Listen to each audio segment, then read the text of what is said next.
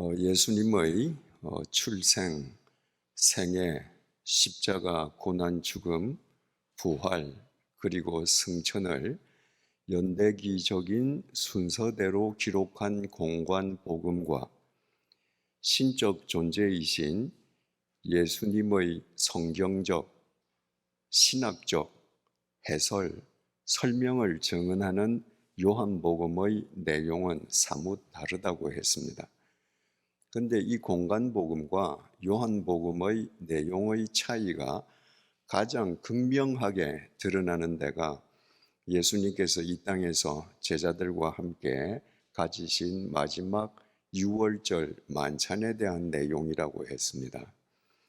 그 첫 번째 차이는 공관복음서는 주님께서 그 마지막 유월절 만찬 석상에서 성찬식을 거행한 것으로 우리에게 증언하고 있고, 요한복음은 성찬식 대신에 바로 그 만찬 석상에서 주님께서 제자들의 발을 씻어주신 세족식의 내용을 증언하고 있는 것입니다. 그러므로 공관복음서의 성찬식 그리고 요한복음의 세족식을 합쳐서 우리가 생각한다고 하면 정말 주님께서 십자가에서 사지가 찢어지면서 흘리신 그 보혈이 우리의 머리끝에서부터 발끝까지 지은 모든 죄에 대한 하나님의 심판을 패스 오버 해주신 그 구원의 은혜라는 것을 우리가 확실하게 믿는다면 우리 역시 주님을 본받아서 나 스스로 휘시오 나를 높은 곳에 두어서 다른 사람을 지배하는 것이 아니라 내가 어떤 직책에 있든지 세상에서 어떤 높은 직책에 있든지 사람들을 배려하고 낮은 곳에서 사람들을 높이는 타이노스의 삶을 살아야 되는 것이다 라고 하는 것을 우리가 생각해 보았습니다. 두 번째 차이는 공관복음서와 요한복음의 유월절 만찬에 대한 내용의 분량의 차이였습니다.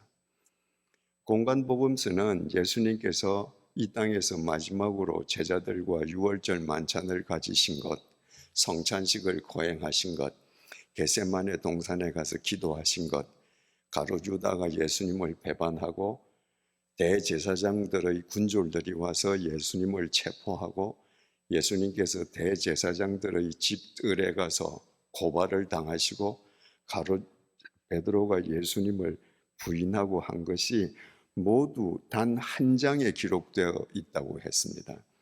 이를테면 마태복음은 26장, 마가복음은 14장 1장, 누가복음은 22장 1장에 기록되어 있습니다. 그러나 요한복음만은 13장에서 제자들의 발을 씻어주신 예수님께서 겟세마네 동산에서 체포당하여 붙잡혀 가시는 내용, 요한복음 18장에 이르기까지 무려 6장에 걸쳐서 그날 밤의 이야기가 기록되어 있다고 했습니다.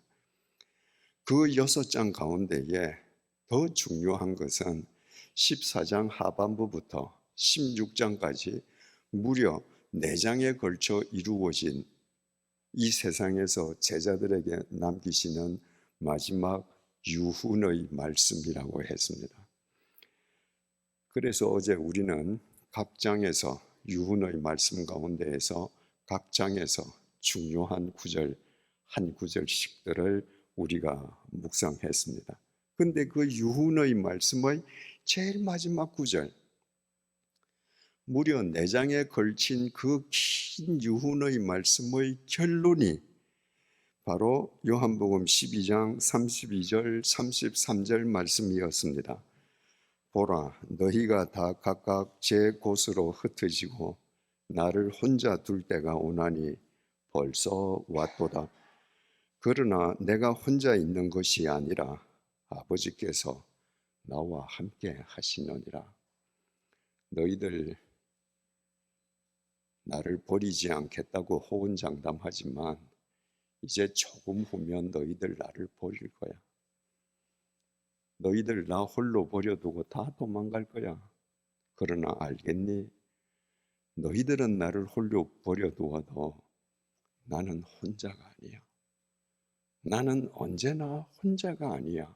왠지 아니? 하나님께서 언제나 나와 함께 계시기 때문이야. 이것을 너희에게 이르는 것은 너희로 내 안에서 평안을 누리게 하려 함이라. 세상에서는 너희가 환난을 당하나 담대하라. 내가 세상을 이기었노라. 이제 내가 떠나가고 나면 너희들이 진리를 따라 살면 살수록 이 불의한 세상에서 환난을 당할 수 있어. 그러나 그때 즐거워하거라. 기뻐하거라. 왠지 아니? 내가 이미 세상을 이겼기 때문이야. 현재 완료형입니다. 네가 당하는 환난이 환난처럼 보이지만 세상을 이긴 내 안에서 모든 것이 합력해서 선으로 귀결될 것이야. 그러므로 환난을 당할 때마다 담대하고 기뻐하거라. 이것이 공관복음과 요한복음의 두 번째 차이였습니다. 6월절 만찬 내용에 대한 공관복음서와 요한복음의 세 번째 차이는 요한복음만 성령님에 대해서 설명해 주고 있다는 것입니다. 마태, 마가, 누가 이 세 공관복음서는 만찬 석상에서 일어난 내용에 대한 증언을 제외하더라도 처음부터 끝까지 성경 어디에서도 성령님이 어떤 분이시라고 우리에게 가르쳐 주지 않습니다. 성령님이 어떤 분이신지 가르쳐 주시는 내용은 요한복음에만 기록되어 있는데 바로 그 성령님이 어떤 분이신지를 가르쳐 주신 것이 마지막 유훈의 내용 속에 포함되어 있습니다. 사람들은 사도행전을 성령행전이라고 합니다. 사도들이 성령님의 은혜를 힘입어서 안전뱅이를 일으키고 죽은 사람을 살리고 각색 병자를 치유하고 그래서 성령을 마치 마술적인 힘으로 여기는 경우가 많습니다. 그것은 성령님께서 역사하신 결과이지 그 모든 이적 자체가 성령님이 어떤 분이시라고 설명해 주는 것은 아닙니다. 만약에 요한 사도가 예수님께서 마지막 유훈을 통해서 성령님께서 어떤 분이신지를 우리에게 가르쳐 주신 내용을 요한복음에 기록하지 않았더라면 우리는 삼위일체 하나님, 성부 하나님, 성자 하나님, 성령 하나님을 믿는다고 고백하면서도 실은 성령 하나님이 어떤 분인지 모르고 믿을 수밖에 없었을 것입니다. 여러분, 여러분이 생각하시는 성령 충만한 분은 어떤 분입니까?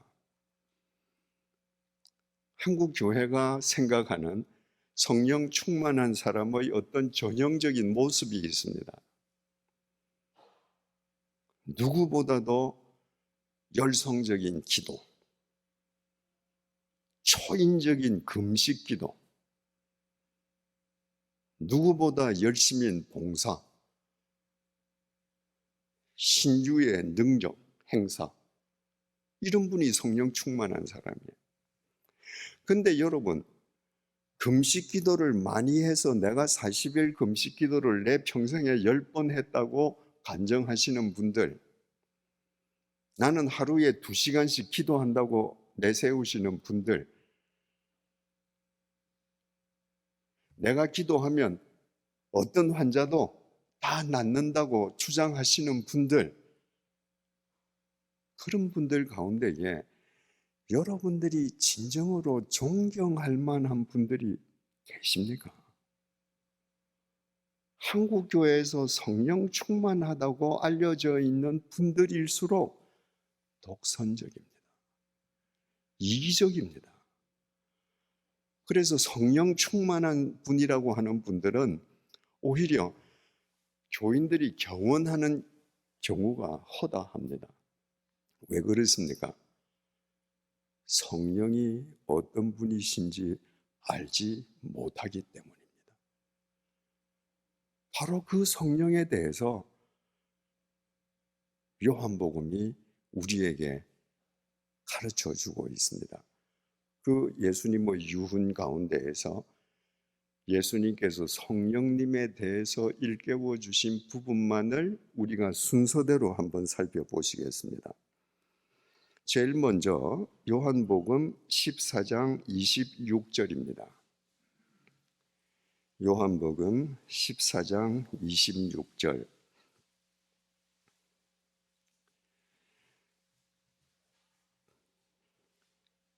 보혜사 곧 아버지께서 내 이름으로 보내실 성령. 아버지께서 주님의 이름으로 이 땅에 보내실 성령님의 이름이 보혜사라고 주님께서 가르쳐 주십니다. 이 보혜사는 한자로 지킬 보, 은혜, 해, 스승사자. 그러니까 은혜를 주고 지켜주는 스승이다 이런 말인데 그렇게 탁월한 번역은 아닙니다. 이 보혜사라는 이 단어가 헬라어 원문 성경에 파라클레토스라고 번역이 되어 있는데 파라클레토스라는 말은 돕는 자, 위로자, 대언자, 상담자라는 말입니다. 내가 진리의 길을 걸어가는데 내 힘이 부족해서 내가 넘어질 때 내 손을 잡고 나를 도와 이끌어주는 분이 성령님이십니다. 내가 주님의 뜻대로 살다가 세상으로부터 모함당하고 믿었던 사람들로부터 칼을 맞고 내가 절망 속에 빠져 있을 때 내 속에서부터 나를 위로해서 내가 다시 일어설 수 있게 해주시는 분이 성령님이십니다.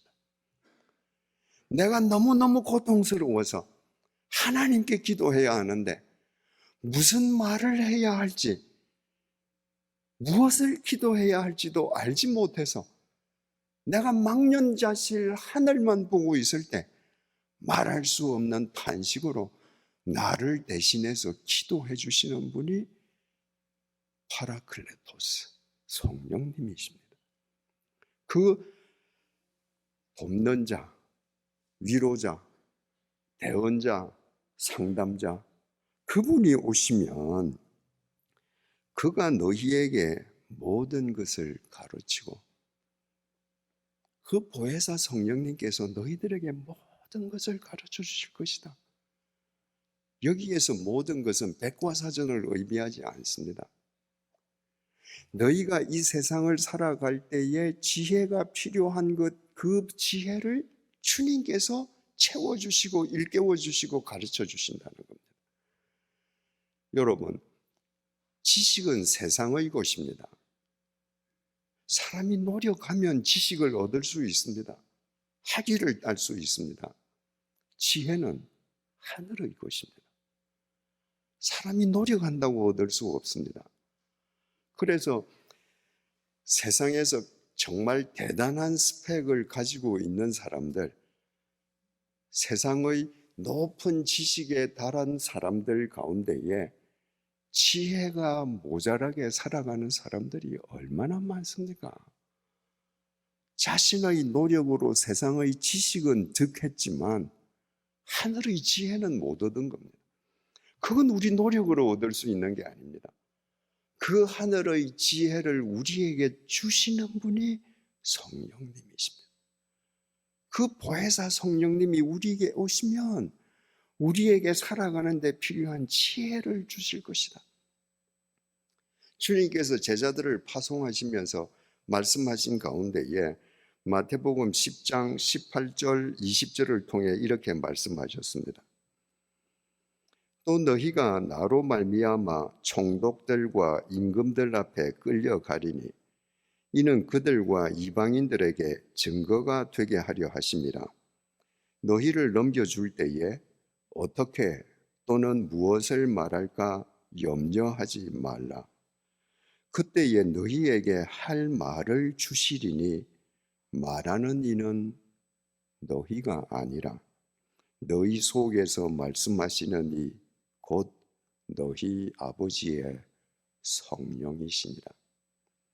니네들이 복음을 전하고 하나님 나라의 진리를 전한다고 세상의 임금들이 너희들에게 박수 쳐주고 면류관을 씌워줄 것이다. 주님께서 이렇게 말씀하시지 않았습니다. 진리가 선포되는 곳에서는 인간의 욕망의 법칙으로 살아가는 사람들이 불편하기 때문에 그 사람들이 진리를 선포하고 진리대로 사는 사람들을 물리칩니다. 질밟습니다. 잡아갑니다. 없애려고 합니다. 그때 너희들 무슨 말을 할까 걱정하지 마라. 그때 말하는 이는 너희가 아니고 너희 속에서 말씀하시는 성령님이시다. 주님께서 이 말씀 누구에게 하시는 거예요? 제자들입니다. 그들이 세상의 스펙이 있었습니까? 아닙니다. 그들은 학교 문턱도 넘은 적이 없는 갈릴리 빈민 무식군들입니다. 그들에게는 세상의 지식이 없습니다. 그러나 너희들을 잡아다가 신문하고 문초할 때 너희들이 행하여야 할 지혜의 대답을 성령님께서 너희들에게 주실 것이다. 사도행전 보십시오.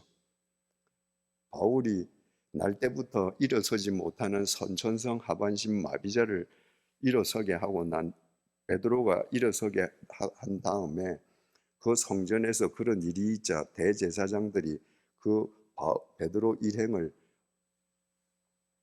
완전히 물리치려고 죽이려고 하지 않습니까?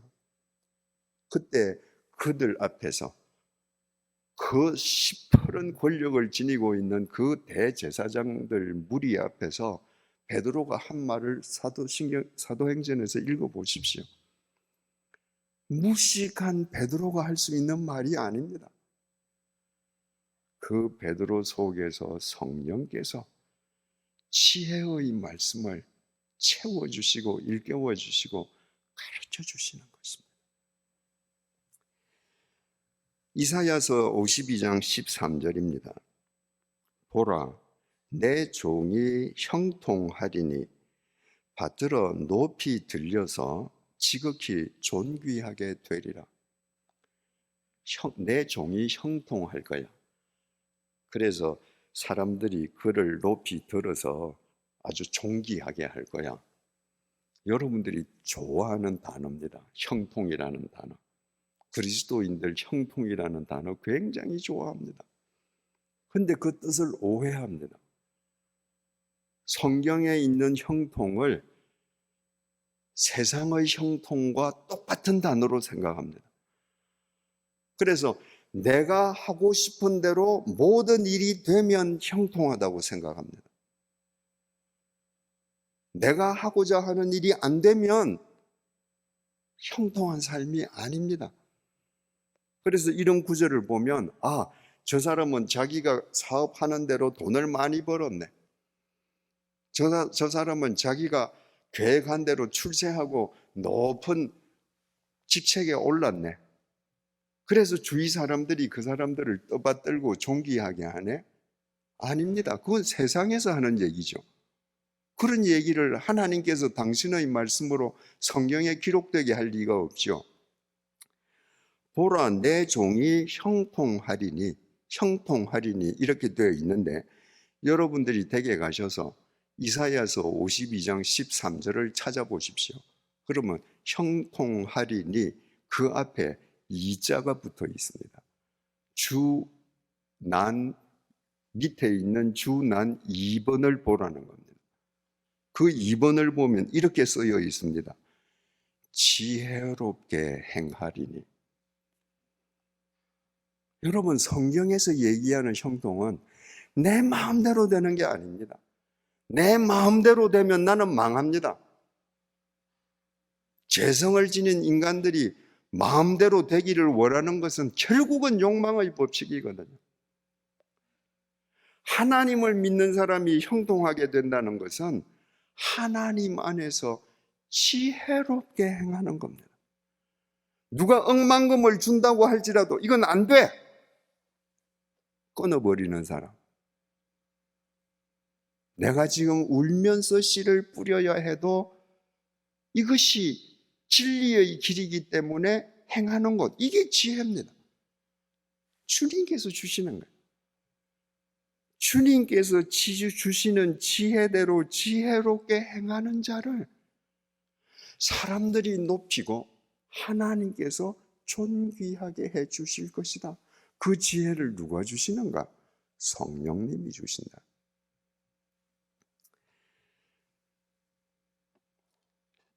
요한복음 14장 26절 다시 보시겠습니다. 보혜사 곧 아버지께서 내 이름으로 보내실 성령, 그가 너희에게 모든 것을 가르치고 내가 너희에게 말한 모든 것을 생각나게 하리라. 성령님이 우리를 위해 행하시는 두 번째 중요한 일은 주님께서 우리에게 말씀해 주신 것을 생각나게 해준다는 겁니다. 어떤 사람이 나에게 찾아와서 어떤 불의한 일에 내가 발을 담그면 나한테 억만금을 준다고 할 때 그때 성령님께서 주님의 말씀을 생각나게 하신다면 누구든지 물리칠 수 있을 것입니다. 근데 내가 열심히 교회에 다니고 열심히 헌금하고 열심히 봉사하는데 누가 와서 나한테 불의에 야합하기만 하면 억만금을 준다라고 할 때 내 속에서 주님의 말씀이 하나도 생각나지 않는다면 당연히 그거 움켜질 거예요. 성령님께서 주님의 말씀을 생각나게 하신다. 그러면 여러분 한번 생각을 해보십시오. 내 속에 임해 계시는 성령님께서 지혜가 아니고 내가 살아갈 때마다 주님의 그 로고스가 내 속에서 살아 역사해서 내 삶으로 인카네이션 되게 해주시는 그 은혜를 누리려면 전제 조건이 있어야 되지 않겠습니까? 내 속에 하나님의 말씀이 차 있어야 됩니다. 내가 성경도 한 번도 안 읽었는데 주일날 가서 목사님 설교 시간에 딴 생각하고 졸기만 왔는데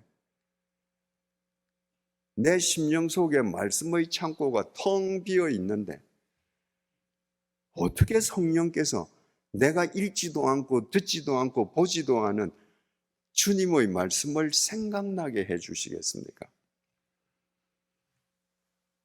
2020년 초 말 3입니다. 말씀이 삶이 되게 하자. 여기 말삼 부흥회 아닙니까? 말씀이 삶이 되는 부흥회가 되자. 제가 여쭤볼 테니까 다른 사람이 보니까 이 손은 드시지 마시고 여러분들 마음의 손만 한번 들어보십시오. 여러분들 창세기부터 요한계시록까지 한 번이라도 성경을 읽어보셨습니까? 하나님을 믿는다고 하면서 단 한 번이라도 성경을 읽어보지 않았다면 여러분 지금 뭐 믿는 겁니까? 여러분 생각 믿는 겁니다. 여러분의 욕망을 하나님께 투사해서 여러분이 만든 하나님의 허상을 믿는 겁니다. 말씀이 될 리가 없습니다. 여러분 생각해 보십시오. 남자 청년과 여자 청년이 서로 사랑합니다.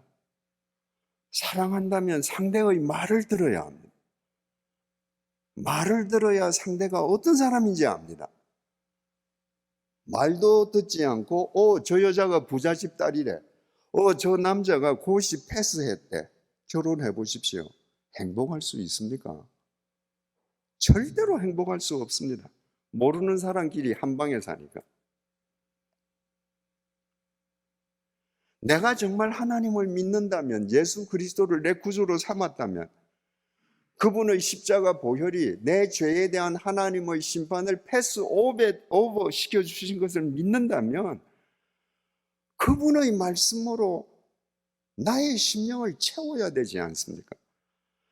그분의 말씀이 내 심령에 채워져 있을 때 나는 잊어버렸지만, 그 말씀을 언제 읽었는지도 잊어버렸지만, 그 말씀은 살아있는 말씀이기 때문에 가장 필요한 순간에 성령님께서 내 말씀의 창고에 있는 그 말씀이 살아 역사하게 해주시는 것입니다.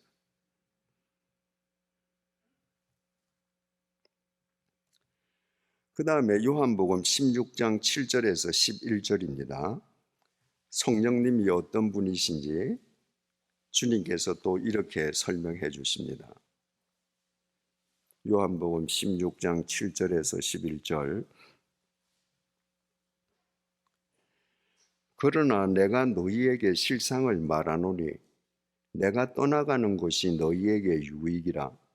내가 떠나가지 아니하면 보혜사가 너희에게로 오시지 아니할 것이요, 가면 내가 그를 너희에게로 보내리니 그가 와서 죄에 대하여 의에 대하여 심판에 대하여 세상을 책망하시리라.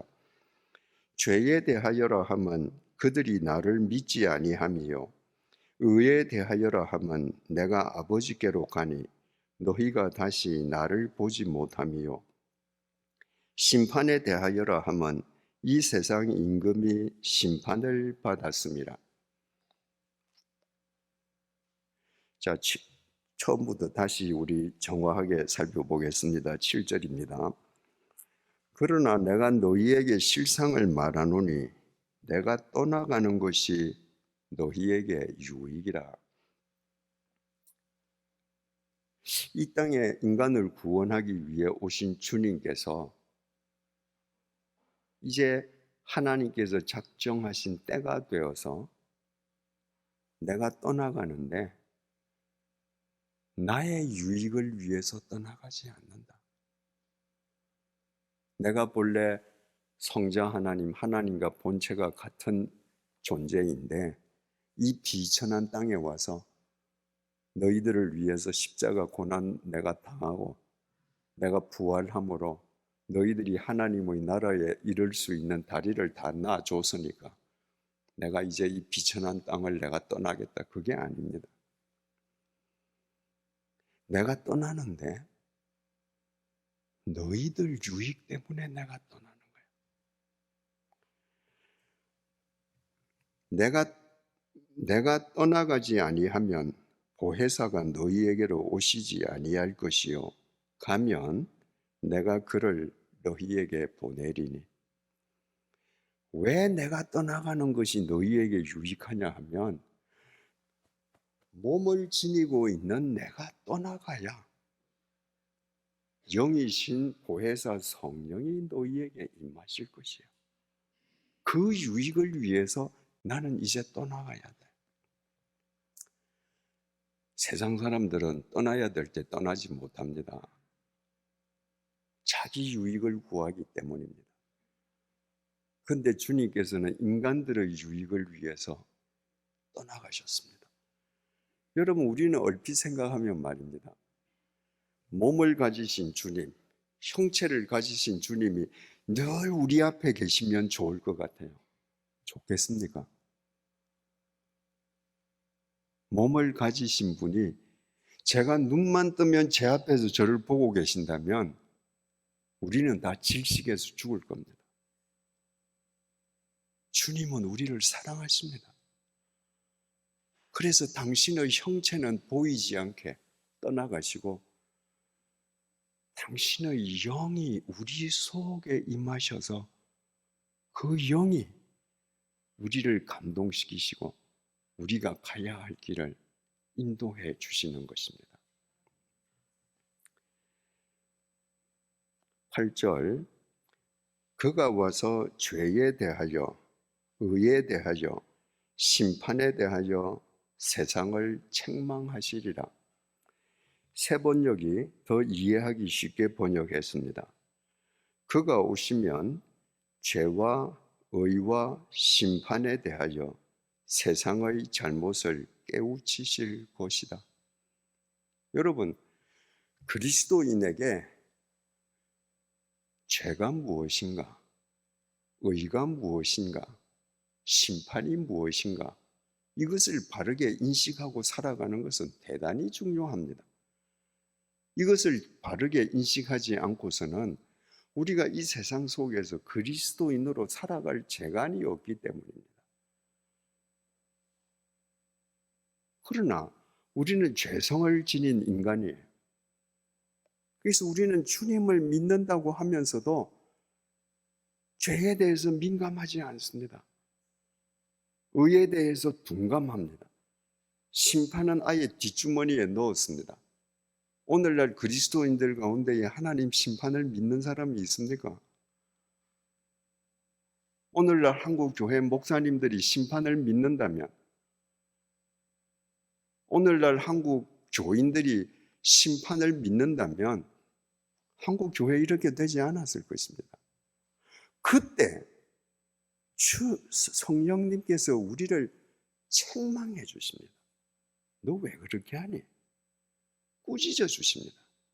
여러분, 내가 그리스도 안에서 십자가 보혈로 구원받고 주님을 내 주인으로 모시고 타페이노스의 삶을 살아가려고 애를 쓸 때, 내가 의와 등지고 죄와 친구하고 심판에 둔감한 삶을 살아갈 때 성령님께서 너 잘한다, 너 놀아봐라, 그렇게 하시는 분이 아니십니다. 성령님께서는 내가 그릇된 길을 갈 때 나를 흔들어 깨우시면서 너 왜 그러니? 너 이렇게 해야 되지 않니? 성령님께서 그렇게 해주신다는 거예요.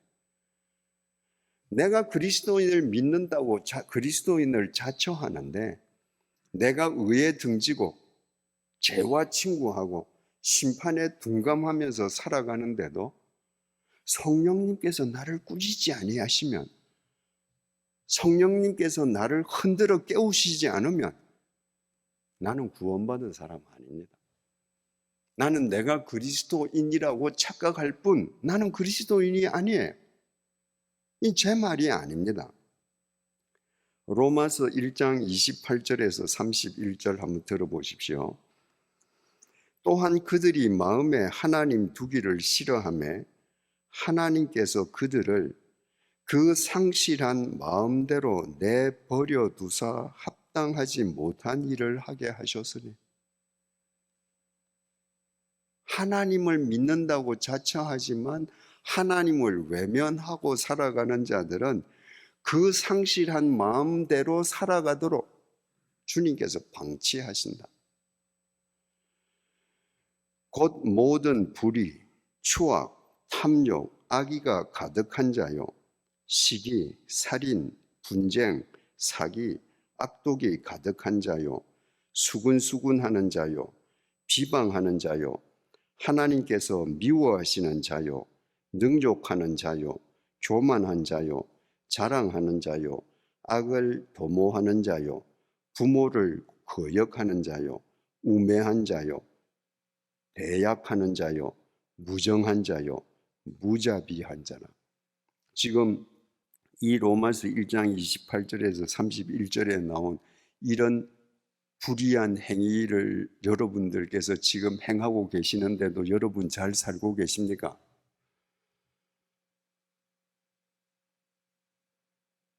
한 번도 성령님께서 여러분의 양심을 바늘로 찌르듯이 찔러주시지 않습니까? 그렇다면 여러분은 여러분의 삶을 회개해야 합니다. 오늘 이 밤에 주님, 저를 책망해 주십시오. 성령님, 제 속에 임재해 주십시오. 의에 대하여, 죄에 대하여, 심판에 대하여 제가 잘못할 때 저를 흔들어 깨워 주십시오. 기도하셔야 합니다. 9절, 죄에 대하여라 하면 그들이 나를 믿지 아니하며. 성령님께서 죄에 대해서 책망을 해주시는데, 죄에 대해서 주님께서 책망하시는 건 너 왜 예수 안 믿니? 예수 안 믿는 것 자체가 죄라는 겁니다. 사람들은 살인, 강도, 도둑질 이런 걸 죄라고 생각합니다. 아닙니다. 그건 죄의 결과인 범죄일 뿐입니다. 지금 이 본문은 죄의 결과인 범죄에 대해서 이야기하는 것이 아니라 죄의 본질에 대해서 이야기하는 겁니다. 여러분이 잘 아시는 것처럼 헬라어로 죄를 하마르티아라고 하는데, 그 하마르티아라고 하는 헬라어의 뜻은 관역에서 벗어났다는 말입니다. 가령 저기 TV 모니터가 하나 있는데, 제가 저 모니터를 관역으로 삼고 활 시위를 당겨서 화살을 제가 쏘았다고 하십시다. 그런데 제가 쏜 화살이 저 모니터를 빗나갔습니다. 누구 잘못이에요? 잘못이 어디 있는 거예요? 저 관역이 잘못했습니까? 아닙니다. 제 조준이 잘못된 거예요. 죄가 뭔가? 우리의 심령이 예수 그리스도를 조준하고 있지 않을 때 그 자체가 이미 죄입니다. 왜? 내가 예수를 조준하지 않았다는 것은 내 욕망의 법칙의 노예로 살아간다는 얘기거든요. 그래서 죄에 대하여라고 하면 예수를 믿지 않는 거예요. 내가 예수를 조준하지 않고 내 욕망의 법칙을 따라서 살아갈 때 성령님께서 내 양심을 푹 찌르는 거예요. 너 왜 그렇게 사니? 너 지금 이거 맞다고 생각하니? 너 예수의 피값으로 너의 모든 죄가 하나님의 심판으로부터 패스오버 당한 그리스도인 아니니? 그러면 너 지금 그렇게 살면 안 되지 않아? 성령께서 그렇게 해주신다는 거예요. 10절입니다. 의에 대하여라 하면 내가 아버지께로 가니 너희가 다시 나를 보지 못하며. 새번역 성경이 이렇게 더 쉽게 번역했습니다.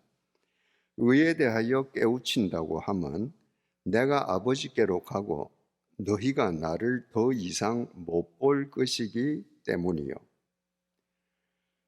성경에서 의라는 것은 하나님과 바른 관계 속에 있는 걸 말합니다. 하나님과 바른 관계 속에 있으면 하나님의 의가 나를 통해서 드러날 것 아닙니까? 그런데 예수 그리스도에게 있어서 의는 하나님에 대한 순종이었습니다. 하나님께서 성자 하나님에게 네가 저 인간 세상으로 내려가서 네가 제물이 되어서 인간을 구원하거라 그러셔서 예수 그리스도께서 순종하셔서 인간의 역사 속으로 침투해 오셨습니다. 주님께서 구원 사역을 다 이루시고 난 다음에 하나님께서 이제는 인간의 유익을 위해서 성령이 내려갈 때니까 너는 올라오거라.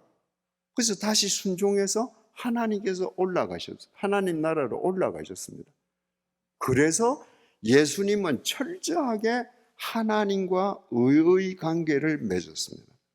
여러분, 우리가 하나님의 바른 관계를 맺는다는 것, 하나님과 의의 관계를 맺는다는 것, 순종 속에서만 가능합니다.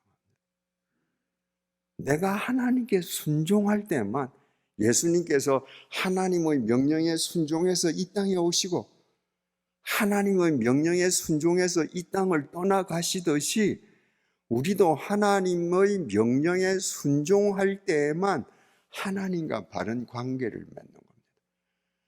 우리가 이 세상과 더 깊은 관계를 맺으려고 할 때 성령께서 우리를 끌어가시는 겁니다. 우리 코에 콧비를 메고 너 그 거리로 가면 안 되는 거야. 너 하나님께서 이렇게 말씀하시지 않니?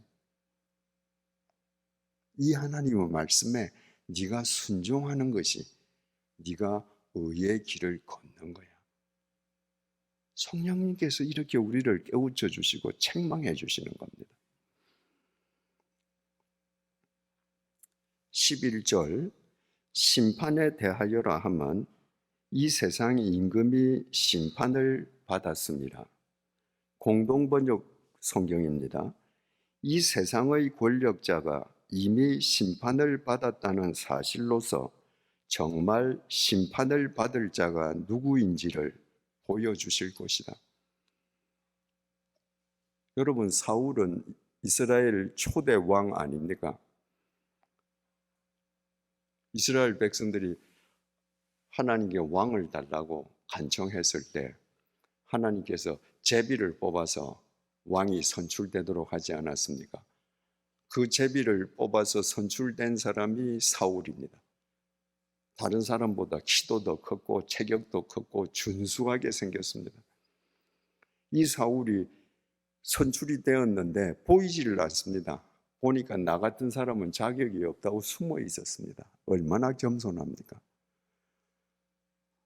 그런 사울이 왕좌에 앉아서 권력을 행사하기 시작하니까 자신이 하나님이 되기 시작했습니다. 하나님의 안중에 없었습니다. 왕이 되었을 때 숨었을 정도로 타페이노스했던 사람이 왕좌에 앉아서 피시오 자기를 부풀리기 시작하니까 자기가 하나님 위에 앉았습니다. 그 결과 어떻게 되었습니까? 사울 왕 본인과 사울 왕이 그토록 사랑하던 그 아들 3명이 한날 한시 한 전쟁터에서 같이 목숨을 잃음으로 비참하게 인생이 끝났습니다. 하나님의 심판이었습니다. 하나님께서 그 왕을 그렇게 심판하셨은즉 하물며 너희 일까 보냐.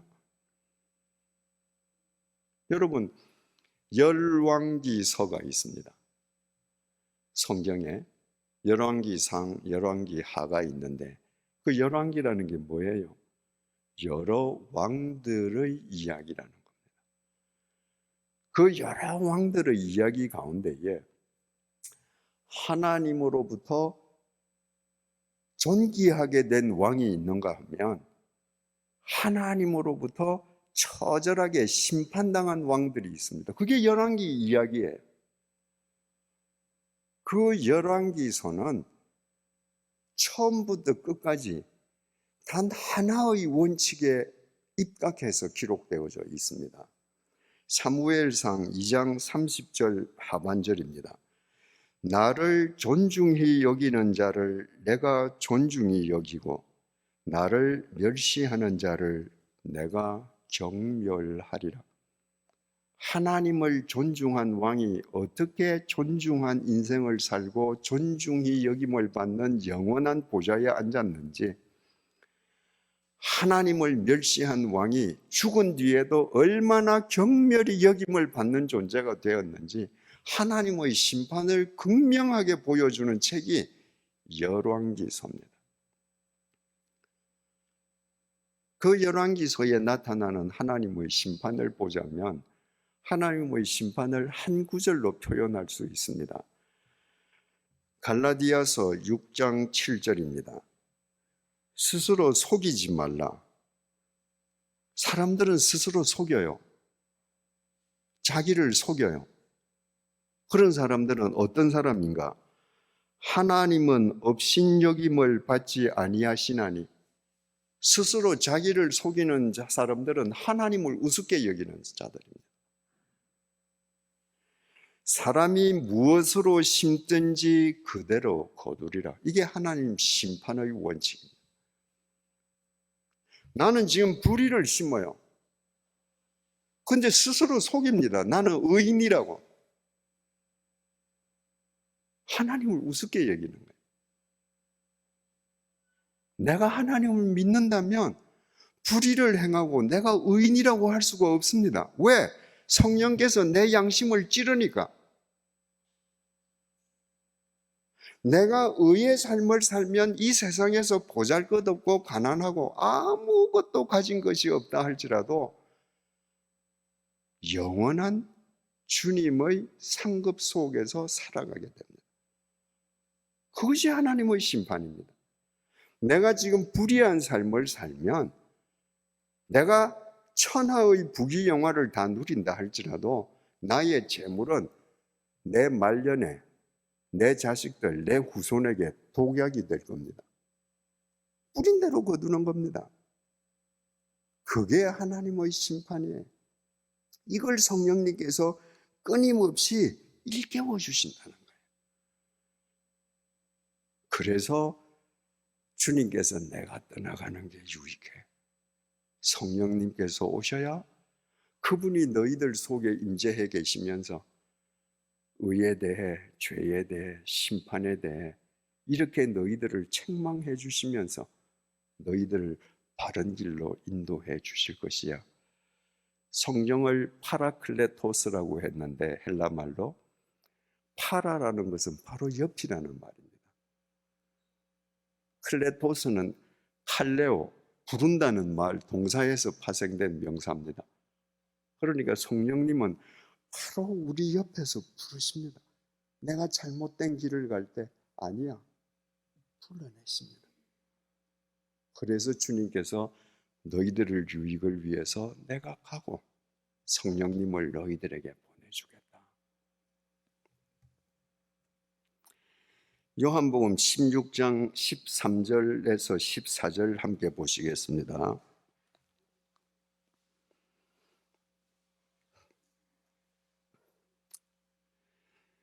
그러나 진리의 성령이 오시면 그가 너희를 모든 진리 가운데로 인도하시리니 그가 스스로 말하지 않고 오직 들은 것을 말하며 장래 일을 너희에게 알리시리라.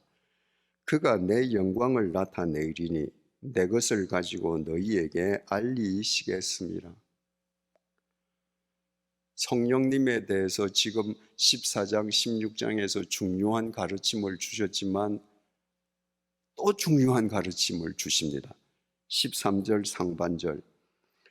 그러나 진리의 성령이 오시면, 성령님의 명칭을 보혜사, 지킬보, 은혜, 해, 스승사, 조력자, 또 위로자, 상담자, 대언자, 그런 분이신데 주님께서 바로 그 성령님이 진리의 성령이라는 겁니다. 그런데 그분만 진리의 성령이시고 우리에게 임하셔도 니네들은 구경해, 내가 진리를 너희들에게 보여줄게, 그게 아니라 진리의 성령이 오시면 그가 너희를 모든 진리 가운데로 인도하시리니, 진리의 성령이 우리로 하여금 진리 가운데에서 살게 해주신다는 겁니다. 여러분, 누가 성령 충만한 사람입니까? 청산유수같이 기도하는 사람? 밤을 새워서 금식 기도하는 사람? 아닙니다. 진리 가운데 있는 사람입니다. 진리 속에서 살아가는 사람입니다. 왜? 성령님의 역사 속에 있지 않고서는 죄성을 가진 인간은 절대로 진리 속에 살 수 없기 때문입니다. 그러면 우리가 진리의 성령의 인도로 진리 속에서 살아간다는 것은 무엇을 의미하는가? 첫째로, 그가 스스로 말하지 않고, 여러분 진리의 사람, 진리 속에서 살아가는 사람은 절대로 스스로 말하지 않습니다. 이걸 예전 개역 성경은요, 그가 자의로 말하지 않고, 세 번역은요, 자기 마음대로 말하지 않고 이랬습니다. 그러니까 진리 안에 있는 사람은 스스로 말하지 않는다는 것, 함부로 말하지 않는다는 거예요.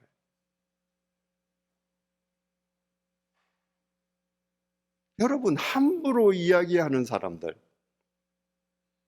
절대로 성령의 사람은 아닙니다.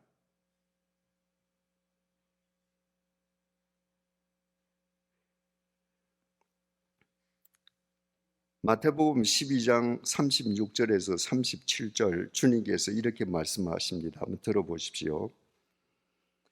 내가 너희에게 이르노니 사람이 무슨 무익한 말을 하든지 사람이 어떻게 함부로 말을 짓거리든지 이 말입니다. 심판날에 이에 대하여 신문을 받으리니, 사람이 함부로 말한 말에 대해서 심판날에 하나님 앞에서 규명해야 할 것이니, 여러분이 함부로 하는 이야기는 주로 어떤 이야기입니까? 누구 비방하고 누구 욕하고 잘 알지도 못하면서 누구 모함하는 말 들었던 거 전하고 이런 얘기 아닙니까? 심판날에 하나님 앞에서 해명해야 된다는 거예요. 너 왜 그때 그런 말 했니? 내 말로 의롭다 함을 받고 내 말로 정죄함을 받으리라. 네가 의로운 사람이라는 거 딴 걸로 드러나지 않아. 네 말로 드러나. 네가 죄인이라는 건 뭘로 드러나는 줄 아니? 네 말로 드러나. 왜 그렇습니까? 말이 곧 인간의 인격이고 그 사람의 실상이기 때문입니다. 철학자 하이데거는 말은 존재의 집이라고 했습니다. 한 존재가 어떤 존재인지는 말로 드러난다는 겁니다. 여러분이 정말 성령의 사람이 되기를 원하신다면, 여러분 속에 임해 계시는 그 성령님에게 민감한 사람이라면 지금부터 절대로 함부로 말하지 마십시오. 하나님 앞에서 해명해야 될 것입니다. 여러분 말로 하나님께서 의롭다 하시고 여러분이 한 말 때문에 여러분들이 정죄함을 받을 것입니다. 진리 가운데에 있는 사람은 진리의 사람답게 말해야 합니다. 잠언서 18장 4절입니다. 명철한 사람의 입의 말은 깊은 물과 같고 지혜의 샘은 솟구쳐 흐르는 내와 같으니라. 진리의 사람의 말은 깊은 물 같아. 얕은 물은 촐랑거려요. 깊은 물은 사람을 살리는 깊은 생명의 힘을 갖고 있습니다. 주님께서 요한복음 7장 38절 39절 상반절에서 이렇게 말씀하셨습니다. 나를 믿는 자는 성경의 이름과 같이 그 배에서 생수의 강이 흘러나오리라 하시니, 이는 그를 믿는 자들이 받을 성령을 가리켜 말씀하신 것이라. 주님께서는 사람이 성령을 받는 것을 가리켜서 그 사람의 배에서 생수의 강이 터진다고 말씀하셨습니다. 여러분, 우리말 표현을 잘 생각해 보십시오. 저 공무원은 뇌물을 받아 먹어 그래요. 여러분, 뇌물이 음식입니까? 아닙니다. 받아 먹는다 그래요. 저 사람은 뱃속이 시커매 그래요.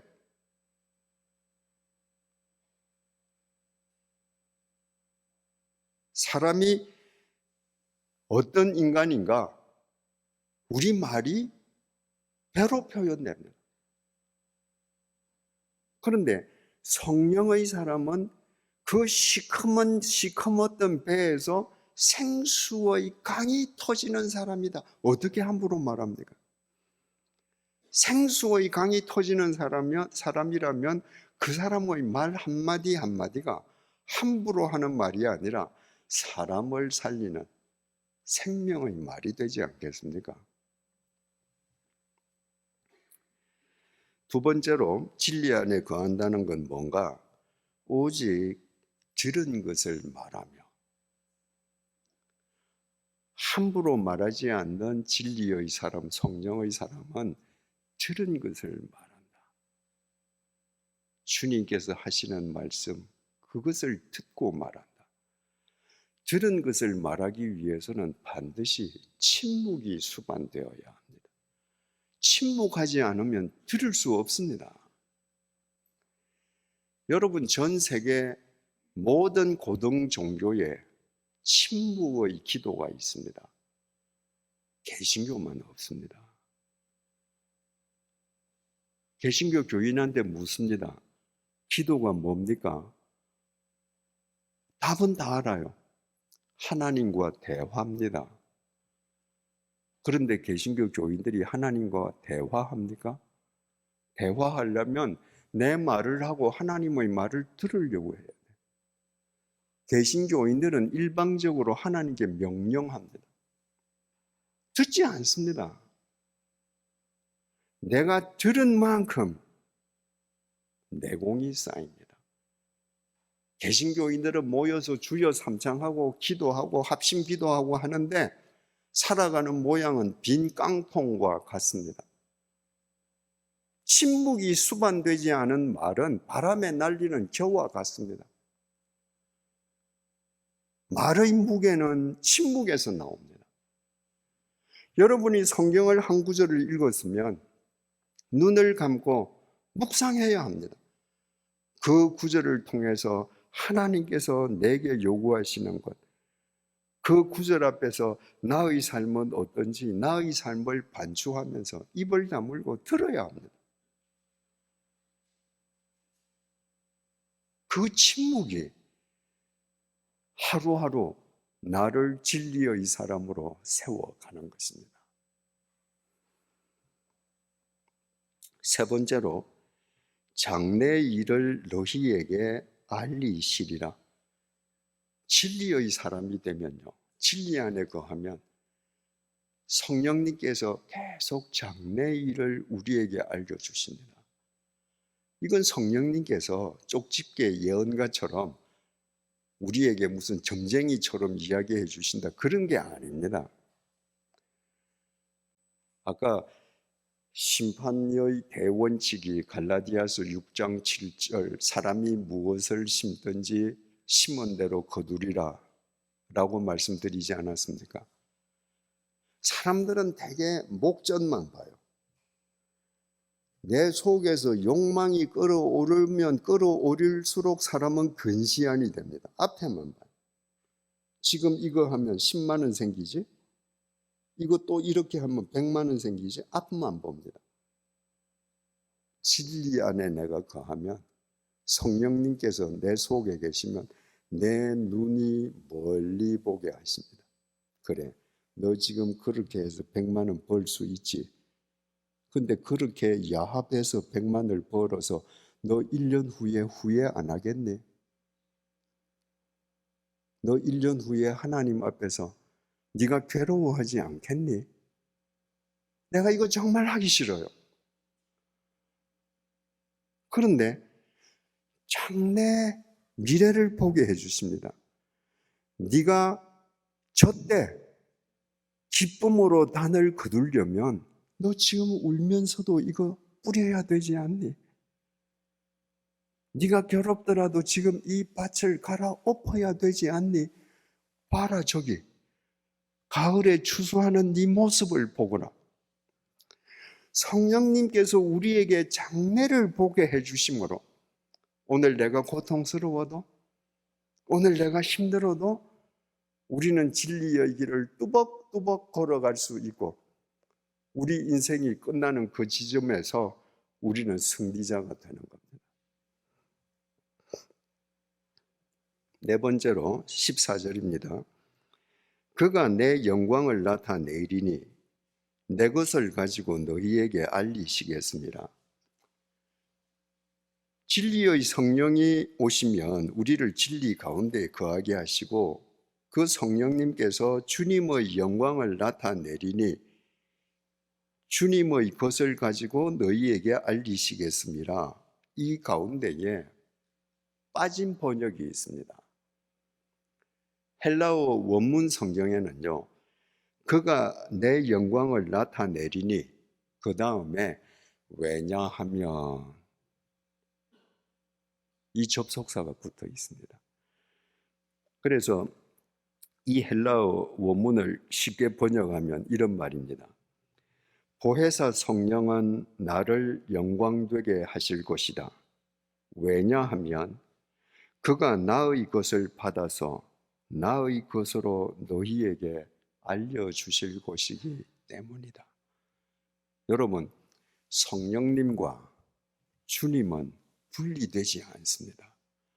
우리가 믿는 하나님은 삼위일체 하나님이십니다. 그러므로 성령님은 성부 하나님의 영인 동시에 성자 하나님의 영이시기도 합니다. 그래서 이 성령님께서는 성자 하나님의 것만을 우리에게 보여주시니까 그분을 통해서 성자 하나님의 영광만 드러나는 것입니다. 그럼 어떤 사람이 성령 충만한가? 어떤 사람이 진리 안에서 살아가는가? 일거수일투족을 통해서 그의 삶이 주님만 투영함으로 그의 삶이 하나님의 영광을 드러나게 하는 사람입니다. 어떤 삶이 이런 삶을 살 수 있을까요? 주 예수님께서 십자가에서 흘리신 그 보혈로 내가 당해야 할 하나님의 심판이 패스오버 되었음을 믿음으로 그 하나님의 빚진 사랑을 사람들에게 갚기 위해서 주님을, 제자들의 발을 씻어주신 주님을 본받아서 사람들의 밑에서 타페이노스 아랫가지로 살아갈 때 그 낮은 곳에 주님께서 그와 함께 임하심으로 그를 통해서 주님의 영광만 드러나게 되는 것입니다. 성령님께서 우리 속에서 그렇게 해주신다는 거예요. 그러면 여러분, 제가 하나 질문을 하겠습니다. 주님께서 가르쳐 주신 이 성령님에 대한 설명의 바탕으로 볼 때 우리 한 사람 한 사람은 성령의 사람입니까? 아닙니까? 아직 아니라고 생각되시면 오늘 이 밤부터 주님께서 가르쳐 주신 대로 우리는 성령의 사람으로 우리의 삶을 가꾸어 가야 합니다. 그것이 우리 코끝에서 호흡이 멎는 순간에 후회 없는 일생이 됩니다. 어제 우리가 주님께서 만찬 석상에서 주셨던 마지막 유훈의 말씀을 보지 않았습니까? 요한복음 16장 32절, 보라, 너희가 다 각각 제 곳으로 흩어지고 나를 혼자 둘 때가 오나니 벌써 왔도다. 그러나 내가 혼자 있는 것이 아니라 아버지께서 나와 함께 계시느니라. 아버지께서 나와 함께 계시느니라. 하나님은 영이시잖아요. 그러니까 우리가 어디에 있든지 간에, 내가 어떤 상황에 있든지 간에 세상 사람이 다 나를 버렸다 할지라도 하나님의 영이, 성령님께서 나와 함께 하고 계심으로 너 그거 잊지 마라. 지금 이 말씀을 해주십니다. 성령님이 어떤 분이시기에 내가 모든 사람으로부터 버림받고 내 하는 모든 일이 무산되어서 절망의 밑바닥에서 허우적거리고 있을 때, 그때에 보혜사 성령님께서 나에게 지혜의 말씀을 담아주시고 내 속에 있는 로고스의 말씀이 내 삶을 통해 드러나게 해주시고 죄에 대해서, 의에 대해서, 심판에 대해서 일깨워 주심으로 이 가운데에서도 너 주님을 쫓아가거라. 모든 것은 합력해서 선으로 귀결된다. 가르쳐 주시는 거예요. 그 상황 속에서도 내가 함부로 말하지 않게 해주시는 겁니다. 내가 이 상황 속에서 어떻게 해야 할 것인지 주님의 말씀에 귀를 기울이게 해주시는 거예요. 내가 이 가운데에서도 내가 손가락만 하나 움직여도 내 타페이노스의 심령 속에서 주의 영광이 드러나게 해주시는 겁니다. 그 주님께서 나와 함께 계신다면 내가 무서워할 게 뭡니까, 여러분? 내가 두려워할 게 뭡니까? 다윗이 시편 21편 1절을 통해서 이렇게 고백했습니다. 여호와는 나의 빛이요 나의 구원이시니 내가 누구를 두려워하리요? 여호와는 내 생명의 능력이시니 내가 누구를 무서워하리요? 사도 바울 선생은 고린도후서 3장 17절을 통해 이렇게 말합니다. 주는 영이시니 주의 영이 계신 곳에는 자유가 있느니라. 하나님의 영, 성령님이 계신 곳, 내가 나와 함께 하신 성령님만 내가 의식하면 내가 어떤 상황이든지 나는 자유한다. 왜? 이 세상 무엇도 나를 속박할 수 없어. 나는 혼자가 아니라 주님의 영이 나와 함께 하셔. 그분이 이 순간을 거쳐서 모든 것이 합력해서 선을 우르는 미래가 나의 한 걸음 한 걸음 다가오게 하는 것을 보게 해주셔. 여러분, 그런 성령의 사람이 되기를 바랍니다. 그 6월절 만찬을 가지신 그날 밤에 대한 공관복음과 요한복음의 마지막 차이, 네 번째 차이를 말씀드리겠습니다. 그 차이는 주님께서 마지막 기도를 드리셨던 장소의 이름에 대한 차이입니다. 공관복음서는 주님께서 기도하신 그 장소를 겟셋마네라고 표현합니다. 마태복음 26장 36절입니다. 이에 예수께서 제자들과 함께 겟셋마네라 하는 곳에 이르러 제자들에게 이르시되 내가 저기 가서 기도할 동안에 너희는 여기 앉아 있으라 하시고 제자들과 함께 겟셋마네 동산에 가서 기도하셨습니다. 마가복음 14장 32절입니다. 그들이 겟셋마네라 하는 곳에 이르매 예수께서 제자들에게 이르시되 내가 기도할 동안에 너희는 여기 앉아 있으라 하시고 마태복음과 똑같죠. 누가복음 22장 39절입니다. 예수께서 나가사 습관을 따라, 그러니까 매일 거의 매일 가셨다는 얘기죠. 예수께서 나가사 습관을 따라 감람산에 가심에 제자들도 따라갔더니 누가복음은 감람산이라고 했습니다. 감람나무라는 건 올리브 나무를 의미하죠. 그러니까 감람산 하면 올리브 나무로 꽉 찬 산을 의미합니다. 이 감람산 기슭 아래쪽에 그 산에서 나는 올리브 열매를 가져다가 짓이겨서 기름을 짜는 곳이 겟셋마네입니다. 이거는 그 올리브 산의 아래쪽 기슭에 있는 야트막한 언덕이에요. 그래서 마태복음, 마가복음은 바로 그 기름을 짜는 그 겟셋마네, 누가복음은 바로 그 올리브산 이렇게 표현을 했습니다. 그러니까 예수님께서 마지막 기도를 하나님께 드리시는데 올리브 열매를 짓이겨서 기름을 짜는 겟셋마네에서 기도했다. 얼마나 상징적인 표현입니까? 그 자리에서 주님께서 땀에서 피가 배어날 정도로 당신의 진액을 짜내시면서 기도하셨거든요. 그날 예수님 그 당신 자체가 겟세마네였던 거예요. 그래서 우리는 다 겟세마네라고 그럽니다. 근데 요한복음만은 전혀 다르게 표현했습니다. 오늘 본문입니다. 요한복음 18장 1절입니다.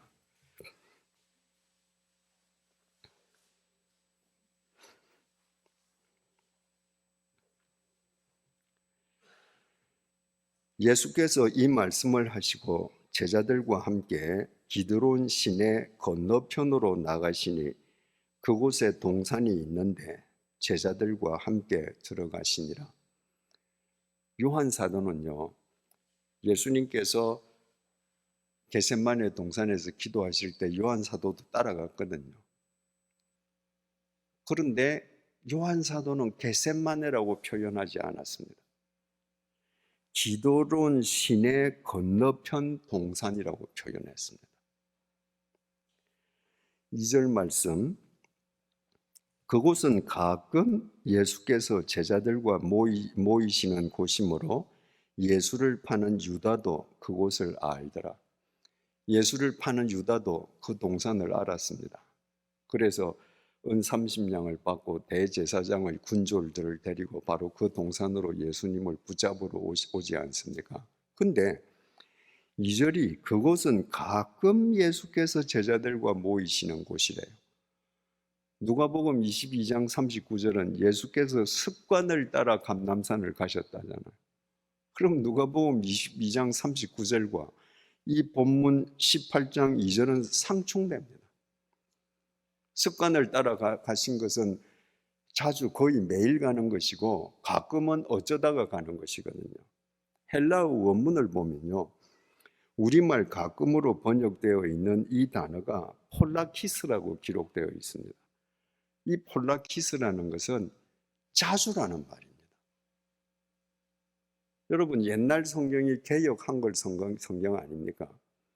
그 개역 성경의 잘못된 부분들을 보완한 성경이 개역 개정 성경, 지금 우리가 쓰는 성경입니다.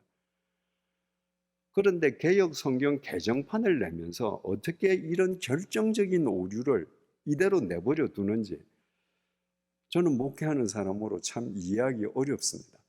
여러분, 성경에 2절에 그것은 가끔이라고 하는 거 동그라미 치시고 자주라고 바꿔놓으세요.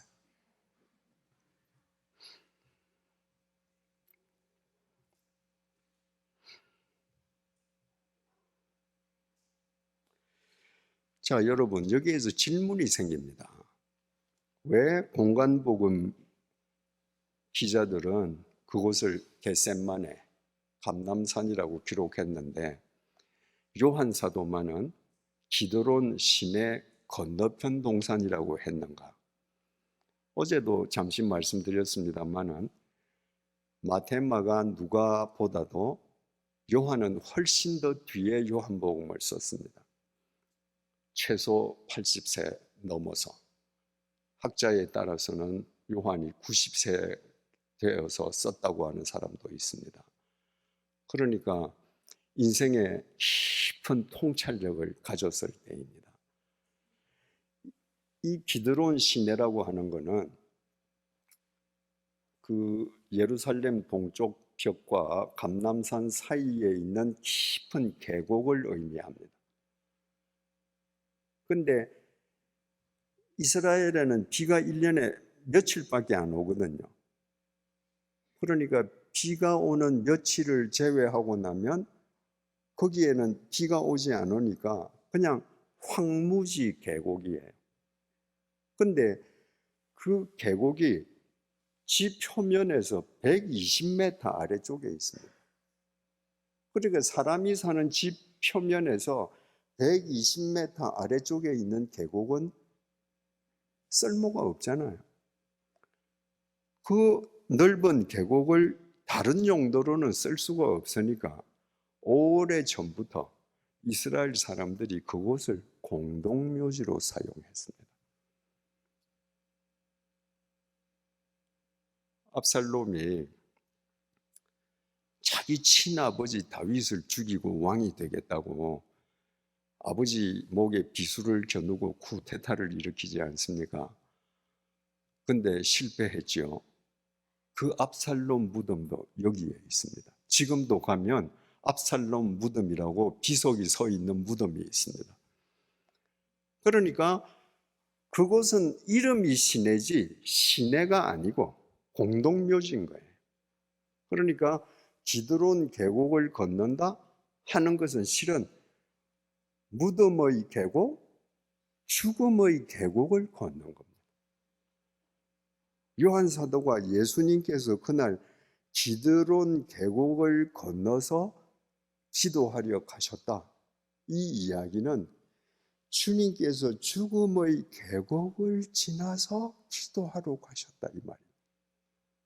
왜냐하면 이스라엘 사람들이 그 계곡을 무덤의 계곡, 죽음의 계곡이라 불렀거든요. 주님께서 그날 밤에 죽음의 계곡을 통과하셨다는 것은 단순하게 이스라엘 사람들이 죽음의 계곡이라고 부르는 지리적인 장소를 지나갔다는 말이 아닙니다. 집 표면에서 120m나 낮은 그 절비한 무덤 속을 주님께서 걸어가시면서 당신의 죽음을 확인하신 겁니다. 내가 죽어야 인간들이 살고 내가 죽어야 하나님 안에서 부활한다는 것을 그 자리에서 재확인하는 것입니다.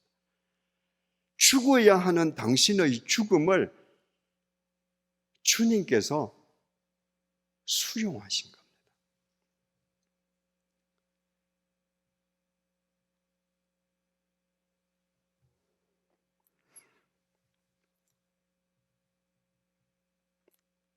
(3절) (5절이) 이렇게 증언합니다. 유다가 군대와 대제사장들과 바리새인들에게서 얻은 아랫사람들을 데리고 등과 횃불과 무기를 가지고 그리로 오는지라. 주님께서 죽음의 계곡을 통과하셔서 겟세마네에 도착하셨을 때 이미 유다가 대제사장들의 군조를 데리고 주님을 잡으려고 지금 왔습니다. 4절에서 5절입니다. 예수께서 그 당할 일을 다 아시고 나아가 이르시되 너희가 누구를 찾느냐? 대답하되 나사렛 예수라 하거늘. 이르시되 내가 그니라 하시니라. 그를 파는 유다도 그들과 함께 섰더라. 그들이 오는 걸 보고 너희들 왜 왔냐? 그러니까 그들이 예수를 잡으러 온 것을 알고 나다, 나 잡아가라. 여러분, 여기에 뭐가 지금 빠져 있습니까? 예수님께서 기도하신 내용이 빠져 있습니다. 요한 사도가 몰라서? 아닙니다. 예수님께서 마지막 만찬을 마치시고 겟세마네로 갈 때 제자들과 함께 가지 않습니까? 거기에서 주님께서 제자들에게 한 곳에 너희들 여기 앉아서 기다려라. 그리고 베드로, 야고보, 요한 세 사람만 특별히 데리시고 더 먼 곳까지 가셨습니다. 그곳에서 다른 제자에게는 보이시지 않으셨던 주님의 고민과 슬픔을 그 세 사람에게 보이셨습니다. 주님께서 심히 고민하고 슬퍼하사 내가 죽게 되었으니 너희들도 여기에서 깨어 기도하라.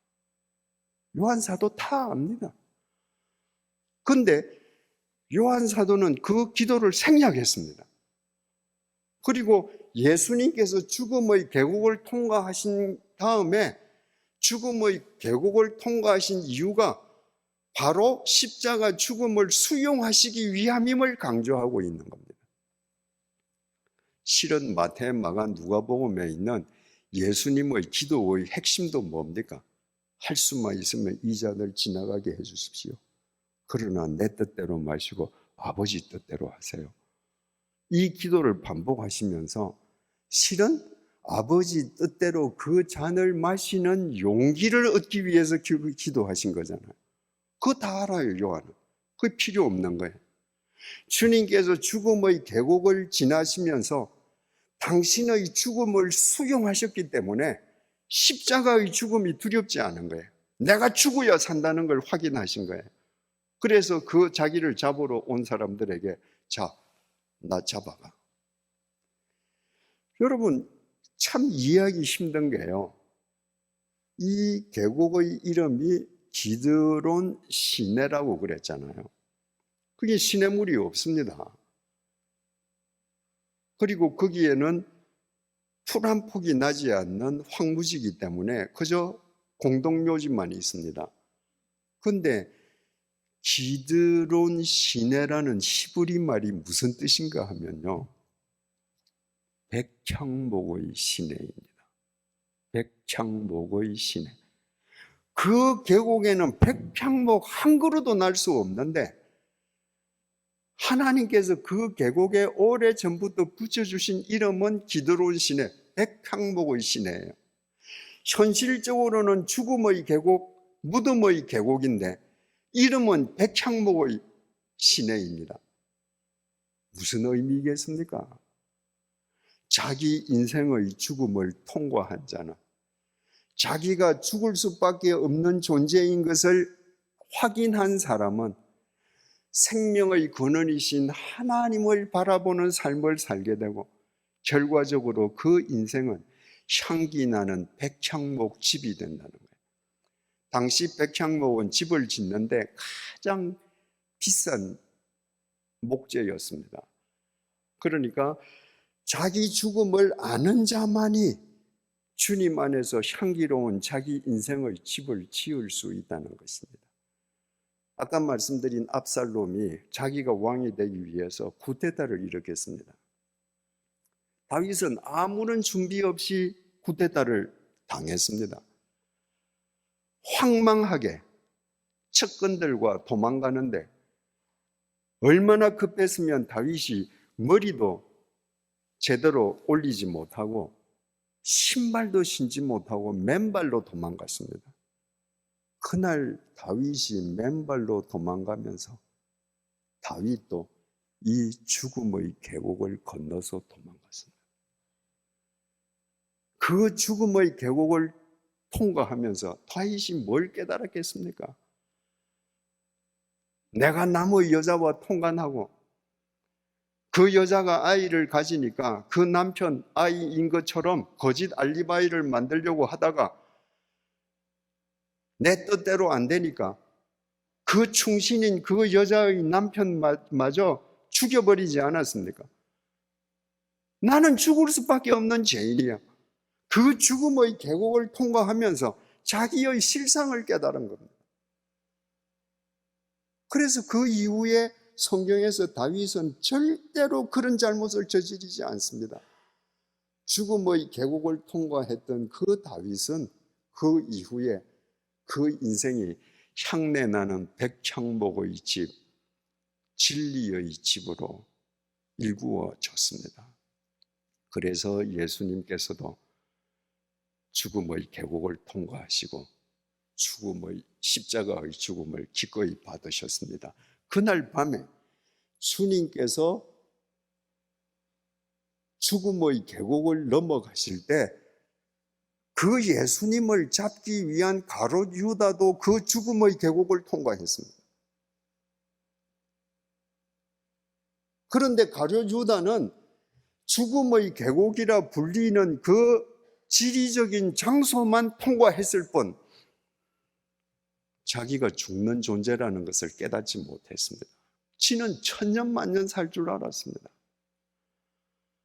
그래서 그 죽음의 계곡을 통과하고도 은 30냥에 주님을 배신하고 팔았는데 결과는 뭐였습니까? 천년만년 살았습니까? 여러분, 창세기 4장 26절입니다. 셋도 아들을 낳고 그의 이름을 에노스라 하였으며 그때의 사람들이 비로소 여호와의 이름을 불렀더라. 창세기 1장 1절부터 창세기 4장 25절에 이르기까지 인간들이 자발적으로 하나님의 이름을 먼저 부른 적은 한 번도 없습니다. 창세기 4장 26절에 이르러서야 사람들이 비로소 생명의 근원이신 여호와의 이름을 불렀습니다. 어떻게 그때 불렀을까? 바로 그때가 에노스 때였습니다. 에노스는 사람의 이름이기도 한데요, 보통명사이기도 합니다. 히브리어 사전을 펴면 에노스를 이렇게 뜻을 풀이했습니다. 죽을 수밖에 없는 존재. 창세기 4장 26절에 이르러서야 당시 인간들이 죽음의 계곡을 지난 겁니다. 아, 인간은 죽는구나. 인간은 죽을 수밖에 없는 에노스구나. 그 죽음의 계곡을 통과할 때 그들은 영원하신 하나님을 의뢰하게 되었습니다. 제가 예전에 신학교 다닐 때 여성 작가들과 성경 공부를 한 적이 있습니다. 다 여성들인데 그 중에 한 분만 남성이었습니다. 그분은 이북에서 오래전에 간첩으로 난파되었다가 붙잡혀서 감옥에서 오랜 기간 동안 옥살이 하다가 전향서를 쓰고 이제 풀려난 분이었습니다. 근데 그분이 예수를 믿었어요. 암에 걸려서 같이 그런 사연이 있기 때문에 여자 작가가 아닌데도 여성 작가들이 받아줘서 같이 공부를 하게 되었는데 그분이 암에 걸렸습니다. 그래서 참 같이 성경 공부하던 회원들이 같이 많이 기도하고 또 그분이 치료도 받고 수술도 받고 했는데 병원에서 어느 날 더 이상 암을 치료할 게 없다고. 그래서 이분이 그러면 완치됐다는 증명서를 좀 써주세요. 그러니까 아니, 증명서를 쓸 수는 없지만 현재로서는 치료할 암이 없다고. 그래서 이분이 굉장히 기뻐했습니다. 그분이 병원에서 더 이상 치료할 암이 없다는 것을 아는 순간에 제일 먼저 뭘 하신 줄 아십니까? 암에 걸리기 전에 춘천에 불륜을 저지르던 여자가 있었는데 암이 걸리고 하나님께 기도하면서 다 관계 끊었거든요. 더 이상 치료할 암이 없다는 사실, 내가 건강해졌구나 확인하는 순간에 그 여자 만나러 춘천에 갔습니다. 그리고 몇 년 후에 그분은 다시 암으로 돌아가셨습니다. 그분은 암이라는 육체의 죽음의 계곡을 통과했는데 육체의 죽음의 계곡을 통과하면서도 그의 영은 자기가 에노스라는 것을 확인하지 못했습니다. 가룟 유다의 죽음하고 유사한 점이 있죠. 가룟 유다 그날 밤에 죽음의 계곡을 통과하고도 예수님 팔아먹어버리지 않습니까? 여러분, 전도서 12장 1절 말씀입니다. 너는 청년의 때에 너의 창조주를 기억하라. 곧 곤고한 날이 이르기 전에 나는 아무 낙이 없다고 할 해들이 가깝기 전에. 네 청년의 때에 너의 창조주를 기억하라. 하루라도 빨리 너희 하나님을 의뢰하는 삶을 살라는 거예요. 근데 히브리인들은요, 여기에서 너는 청년의 때에 너의 창조주를 기억하라, 이 창조주를 무덤으로 바꿔서 읽기도 합니다. 너는 청년의 때에 너의 무덤을 기억하라. 메멘토 모리죠. 왜 그렇게 하는가? 3000년 전에 솔로몬이 전도서를 쓸 때 히브리 말에는, 히브리 글자에는 자음만 있고 모음이 없었습니다. 쉽게 예를 들자면 제 이름이 이재철 아닙니까? 그러면 이영에다가 이건 자음이죠. 이 모음을 붙이고 지읒에다가 모음 붙이고 치읒에다가 하고 리을을 붙여야 이재철이 되지 않습니까?